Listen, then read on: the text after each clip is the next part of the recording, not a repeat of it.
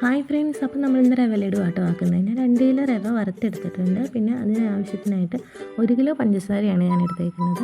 പിന്നെ ഒരു 3 തേങ്ങ ചിരവിയതും ഒരു 1/4 ഗ്ലാസ് പാല് തിളപ്പിച്ച പാലാട്ടോ.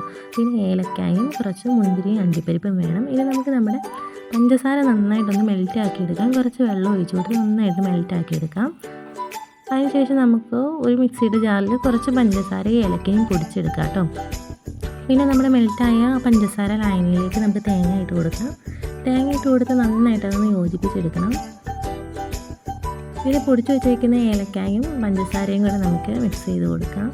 പിന്നെ നമ്മൾ ഫ്ലെയിം കുറച്ച് വെച്ച് വേണം കേട്ടോ ചെയ്യാൻ, അല്ലെങ്കിൽ നമ്മുടെ അത് പാറ്റ് അടിയെ പിടിക്കും.